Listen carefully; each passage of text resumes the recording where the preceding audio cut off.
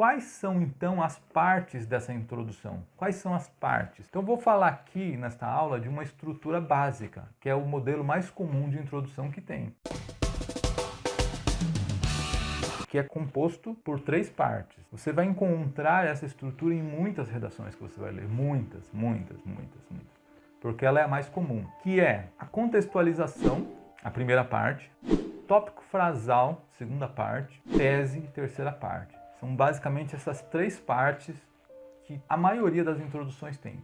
Eu não vou dizer todas, porque há outros modelos, e eu não vou entrar nos outros modelos agora, que são modelos um pouco mais complexos que esses. Para não complicar muito nesta aula, eu vou falar só desse modelo, que eu acho que, só falando desse modelo, eu já vou abrir seus caminhos aqui para escrever redação.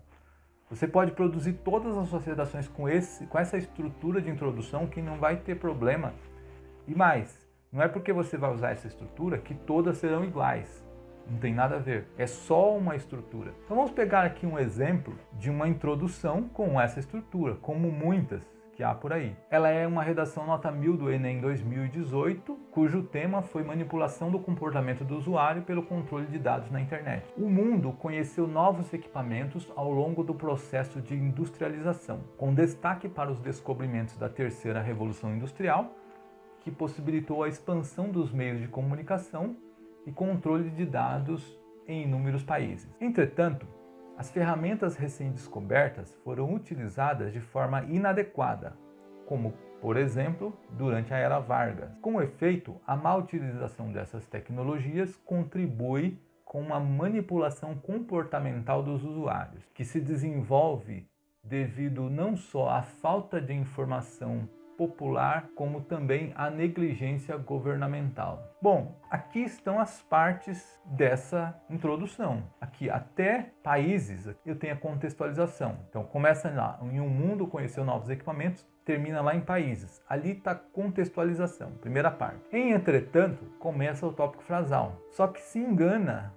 você se você achar que o tópico frasal morre aqui, ó, no ponto. Não, ele não morre aí, ele continua no período seguinte. Ó. Com efeito, a má utilização dessas tecnologias contribui com a manipulação comportamental dos usuários.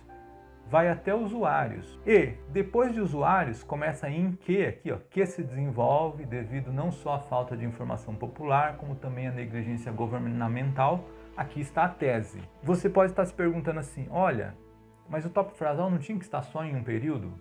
E essas partes não deveria cada uma estar em um período? Não. Essas partes não querem dizer períodos. Não. Essas partes elas podem ser compostas por mais de um período. Não tem regra para isso. O que tem é o quê? Não é a delimitação por um ponto final, mas o encerramento de uma ideia. Veja que aqui na contextualização a ideia foi fechada. Ela falou ali ó, que ao longo do tempo surgiram novos equipamentos por causa do processo de industrialização. Aí citou como exemplo a terceira revolução.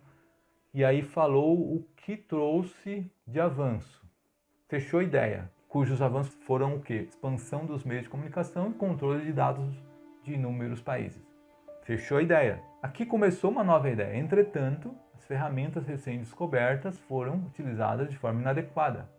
Como, por exemplo, aí cita até um exemplo de uso inadequado.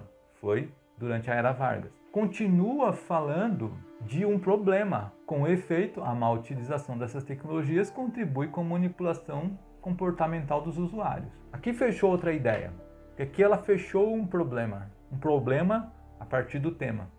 E aqui começou o que ela vai sustentar, quais as razões que ela apresenta para esse problema. Que esse problema ele se desenvolve devido ao quê? A falta de informação popular, como também a negligência comportamental. Então você está percebendo que essas partes da introdução elas não estão enclausuradas, presas dentro de um período? Não, elas não estão. Elas estão encerradas, delimitadas por ideias.